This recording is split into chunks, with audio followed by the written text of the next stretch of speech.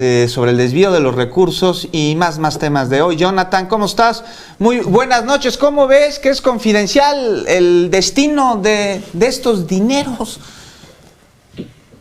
Por supuesto, pues sí, así es como se hacía la política antiguamente, ¿no? Y estas mañas, esta situación, pues sigue todavía en este sexenio, porque son contratos, obviamente, que se hicieron en el pasado. Es importante, ¿no?, lo que el presidente ha estado señalando en la mañanera, insistiendo mucho en que se repongan estas cantidades de dinero. Y se transparenten. Se transparenten y se le regresen a la hacienda pública, que es dinero de todos los mexicanos, pues estas cantidades por la pérdida de estos contratos que se hicieron en el pasado. Sí, por supuesto. Más temas de hoy, Jonathan, el tema del video que apareció sobre el gobernador de Tamaulipas, Cabeza de Vaca. ¿Qué opinas? Pues lo que habíamos hablado la semana pasada o antepasada, ¿se acuerdan que habíamos dicho que el presidente se había ido a sentar con personas que muchas de ellas seguramente van a tener investigaciones? Es una situación complicada para García, de Vaca, porque él no solamente está acusado en Estados Unidos, aquí en México también se le está siguiendo el rastro. Es decir, por todos lados está acorralado. La violencia en Tamaulipas, para los que conocen el estado, en momentos verdaderamente complicados, tanto en el pasado como hoy, ha sido latente. Los grupos y las células de la delincuencia organizada prácticamente ponen en jaque al Estado y a ciertas poblaciones. Las células del crimen organizado tienen mucho poder, y los señalamientos que se le ha hecho al actual gobernador no son poca cosa. En realidad es una radiografía o una fotografía de cómo están en otros estados también. Y, por ejemplo, en Guanajuato es lo mismo, ¿no? Células locales que en los años que ha gobernado el PAN se convierten en células grandes del crimen organizado, en células muy poderosas que pueden poner en shock a los estados. Entonces me parece que es muy complicada la situación en Tamaulipas con estas acusaciones, y bueno, seguramente en los siguientes días veremos mucho más información sobre esto. Él, por supuesto, lo ha negado todo, porque ya sabes que ahora todos niegan que hayan conocido a... Sí, pero hay dos investigaciones abiertas en su contra, y esto además se da en un contexto en el que se está pretendiendo hacer una negociación desde un conjunto de gobernadores, algunos de los cuales están señalados de diversas situaciones como estas, y donde están presionando para jalar más dinero a sus estados, ¿no? Sí, esa ha sido la insistencia, ¿no? Incluso ellos han hablado de prácticamente romper el pacto federal. Ellos están metidos ahora en el asunto de que se tengan más recursos, pero es importante que no haya el presidente estar cediendo en este asunto, ¿no? Porque él lo ha dicho, lo volvió a comentar, no hay dinero. Él comentó incluso que las riquezas, que los impuestos tienen que llegar a las personas que más lo necesitan, que se tiene que hacer una mejor recaudación. Es decir, siento que también no les ha dado la puerta abierta para poder tener mayores recursos. Y sin duda alguna, pues estos gobernadores o han endeudado a sus estados, o quién sabe qué han hecho con los recursos. En realidad creo que sí se tiene que revisar con mucha lupa lo que cada uno de ellos está haciendo en estos momentos como gobierno. Pero es triste el ver cómo sigue. El presidente hablaba del narcogobierno, no sé si se acuerdan que habló del narcoestado, y es muy complicado que la situación de seguridad en el país cambie cuando hay acusaciones tan graves como la que se tiene con el gobernador de Tamaulipas, pero no es el único, hay varios. Y destacar, cambiar la situación. Destacar, Jonathan, lo que dijo el presidente: va a estar pasado mañana allá en Tamaulipas, no se pronuncia con respecto a este video, lo que marca un clarísimo respeto a la división de poderes. Pero, Azul, también vamos a tratar otros temas, ¿no? Sí, vamos a cambiar en manos de la Fiscalía, iba a decir, pero sí. Queríamos cambiar el tema, Jonathan, porque, fíjate, ha habido muchos comentarios por parte de algunos intelectuales y políticos en redes sociales en los que se está impulsando la idea de la existencia de censura gubernamental desde hace unos días, primero con la sanción que hubo contra Grupo Nexos y hoy con los cambios que se dan al interior de Radiopolis o W Radio, como se conoce más, por los desacuerdos entre Grupo Prisa y Grupo Coral.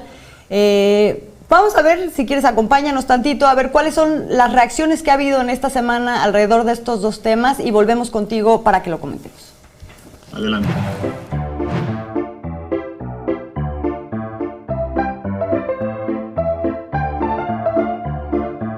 Lo primero que quiero decir es que fue una sanción contra una empresa, contra una editorial, no contra un medio de comunicación. Eso es lo primero que quiero puntualizar.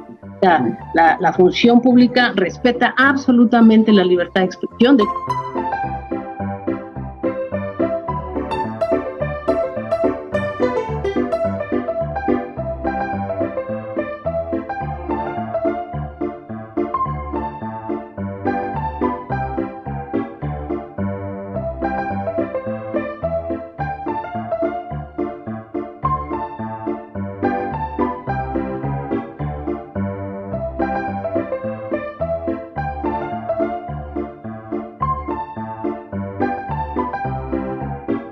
Y esa publicación merece el reconocimiento como un espacio genuino de libertad de expresión que no debería ser censurado desde el poder.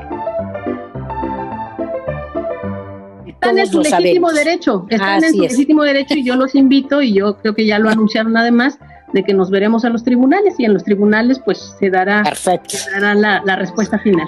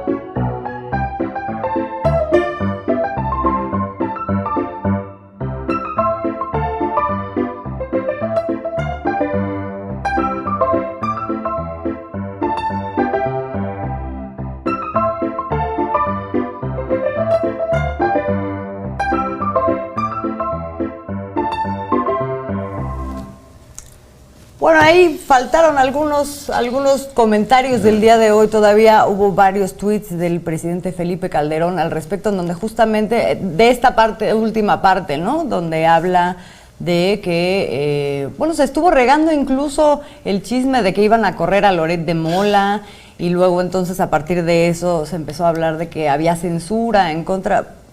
¿Qué opinas, Jonathan? La información de lo de Loret de Mola, lo último que se sabe es que el propio Loret de Mola dijo que se habían comunicado tanto los directivos de uno de los inversionistas, de una de las partes de los inversionistas, como de la otra parte de inversionistas, para decir que no estaba en peligro la libertad de expresión. En todo caso, si Loret de Mola sale, yo creo que más bien ahorita los Alemán tendrán que tomar cartas en el asunto, porque es un proyecto que no crece, es un proyecto que no tiene audiencia. Prácticamente le están pagando mucho a Carlos Loret por un programa que nadie escucha. No están ni dentro de los 20 programas más escuchados de la radio mexicana, entonces eso es un fracaso. Les están viendo la cara, tienen que correrlo inmediatamente porque no funciona, no tiene rating. Eso por un lado. Toda la otra parte de lo de la revista, lo de Aguilar Camín, lo de Proceso, pues es son varios escenarios muy interesantes que está pasando en México. Primero, ¿cómo es posible que puedan decir que Nexos y que lo que dirige Aguilar Camín es importante en cuestión de la libertad de expresión, cuando todo el tiempo ha sido financiado principalmente por los gobiernos más autoritarios? Estoy hablando de que él tal vez sea el intelectual orgánico del salinismo más importante. ¿Cómo es posible que se diga que es un ataque a la libertad de expresión cuando se está comprobando cuáles fueron las razones por las cuales se le está inhabilitando. Y cuando este personaje sirvió a los intereses más oscuros del priismo y no tuvo las agallas, por supuesto, porque recibía dinero público, se enriqueció por medio del presupuesto de los gobiernos, no solamente del gobierno salinista, pero de ahí empieza, sino de los demás gobiernos después de Salinas, incluido la docena trágica del PAN. En todo se ha beneficiado. Entonces me parece que es una argumentación triste de parte de personajes impresentables, porque para que el expresidente Calderón salga a defenderte, verdaderamente es una cuestión peligrosa. Es el beso del diablo, es el beso del diablo, Jonathan. Pero mira, sobre esto de Nexos, está clarísima la cosa. Estos cuates falsificaron un documento oficial para publicar una página de publicidad de una dependencia del Estado. Pues se tiene que sancionar y ahí está la sanción, está la inhabilitación, pero no sé qué opinas. A mí me parece que de censura no tiene nada. Mencionábamos hace un rato, censura era cuando el gobierno tenía el monopolio del papel y dejaba de enviar a través de PIPSA el papel para que se imprimiera el periódico. Aquí la revista sigue, y bueno, si es tan buena, que haga valer sus suscripciones y la publicidad a privados y la venta en locales cerrados y puestos de periódicos. ¿Cuál censura? Es que exactamente, Juan, ese es el problema, que este tipo de revistas y este tipo de publicaciones no viven de lo que les compran las personas, no tienen la capacidad para ser compradas, es decir, la gente no las está comprando en donde quiera, yo no sé en dónde se vendan, pero la verdad es que no tiene la capacidad financiera para sustentarse a través de las compras. Ellos viven del presupuesto federal, del presupuesto de los recursos públicos. Letras libres, ¿no? Bueno, también es una revista no se les hubiesen quitado o inhabilitado si no hubiesen cometido estas irregularidades que son muy graves y que han sido ampliamente explicadas. Que ellos quieran voltear esta situación para hacerse las víctimas, para decir que el gobierno de López Obrador es un gobierno autoritario, pues es parte del guión que está muy bien marcado, ¿no? Y no, que ya comparándolo con Echeverría. Sí, no, bueno, con el golpe del 76 de Excelsior, y a Loret, lo de Radiópolis, con Julio Scherer, no, bueno, o sea, una desproporción. Sí, es de risa, ¿no? Es completamente de risa. Y vuelvo a repetir, esto no es censura. Me parece que aquí ya estamos viendo de nuevo el Estado de Derecho, que se está haciendo cumplir la ley por encima de quien sea. No importa que seas un analista, un periodista importante, si cometiste alguna irregularidad y esa irregularidad afecta a la hacienda pública, afecta al gobierno, que es además la responsabilidad de ellos cuidar el presupuesto, que es el presupuesto de todos, me parece que no es nada de censura, más bien es Estado de Derecho.